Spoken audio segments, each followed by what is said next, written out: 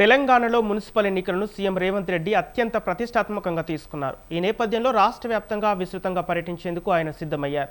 ఉమ్మడి కరీంనగర్ జిల్లాలోని చొప్పదండి నియోజకవర్గం గుమ్లాపూర్లో గురువారం నాడు రేవంత్ రెడ్డి బహిరంగ సభ నిర్వహించనున్నారు. గుమ్లాపూర్లో రేవంత్ రెడ్డి నిర్వహించే సభా ప్రాంగణం వద్ద చొప్పదండి ఎమ్మెల్యే మేడిపల్లి సత్యంతో మా కరీంనగర్ ప్రతినిధి సంతోష్ ఫేస్ టు ఫేస్.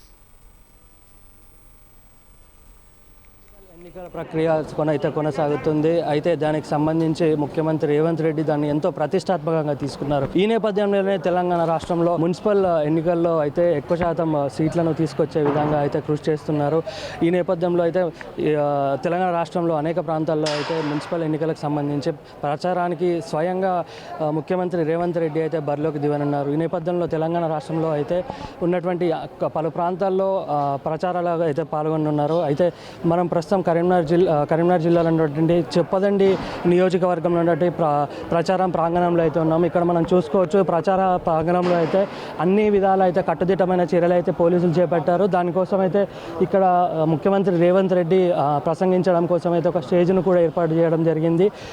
ప్రజా ప్రాంగణంలో అయితే పూర్తి కట్టుదిట్టమైన చర్యల కోసం పోలీస్ బందోబస్తును కూడా ఏర్పాటు చేశారు. అయితే కొద్దిసేపటి క్రితమే కూడా పోలీసులు ఏర్పాటు చేసినటువంటి ఈ స్టేజ్ వద్ద బాంబ్ స్క్వాడ్ కూడా రావడం జరిగింది.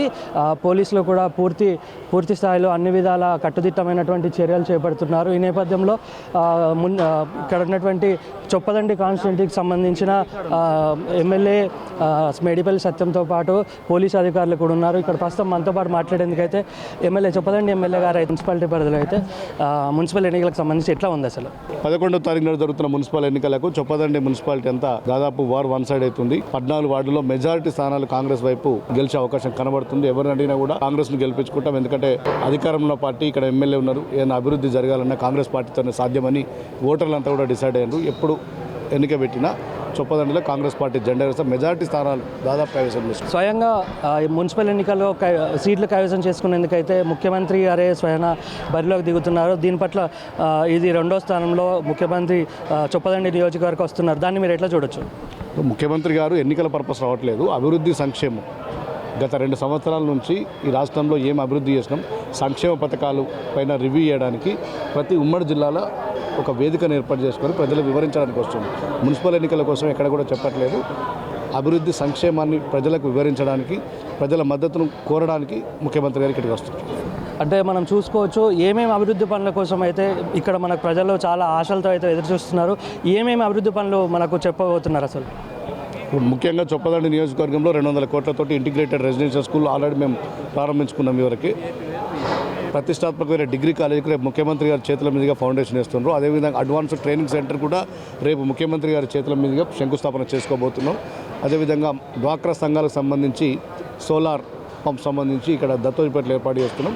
దానికి సంబంధించి కూడా ఫౌండేషన్ స్టోన్, ఇంకా జిల్లాలో అనేక ఇట్లాంటి డెవలప్మెంట్ యాక్టివిటీస్కు రేపు ఫౌండేషన్ వేసి ఆ ఫౌండేషన్ సంబంధించి ప్రజలతోటి ముఖాముఖి అవ్వడానికి ముఖ్యమంత్రి గారు వస్తున్నారు.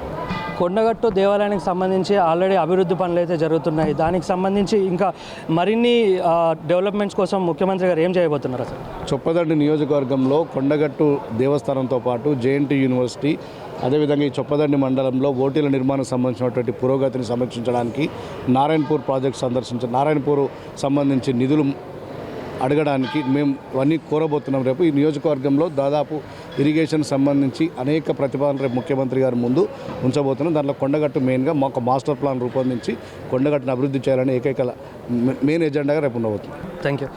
ఇది మొత్తంగా చూసుకున్నట్లయితే ఉమ్మడి కరీంనగర్ జిల్లా వ్యాప్తంగా కూడా చేసేటువంటి అభివృద్ధి పనుల కోసం వస్తున్న ముఖ్యమంత్రి రేవంత్ రెడ్డి అనేక సమస్యలను వివరించాము. అంతేకాకుండా నియోజకవర్గంలో ఉన్న సమస్యలు కూడా తీర్చేందుకైతే తాము ఆల్రెడీ సమస్యలన్నీ కూడా చెప్పుకున్నాం. దానికి సంబంధించిన పూర్తి ప్లానింగ్ కూడా జరిగింది. ఇక్కడ ఉన్నటువంటి అభివృద్ధి పనులు చేసేందుకైతే ముఖ్యమంత్రి రేవంత్ రెడ్డి వస్తున్నారు. అది అంతేకాకుండా ఎన్నికల్లో మున్సిపల్ ఎన్నికలకు సంబంధించి చూసుకున్నట్లయితే చొప్పదండి మున్సిపాలిటీలో అయితే అధిక సంఖ్యలో కాంగ్రెస్ జెండా ఎగరవేయబోతున్నారన్న విషయం అయితే మనతో చొప్పదండి ఎమ్మెల్యే స్పష్టం చేశారు. రిపోర్టర్ సంతోష్ కుమార్, కెమెరామ్యాన్ సంతోష్తో చొప్పదండి నుంచి.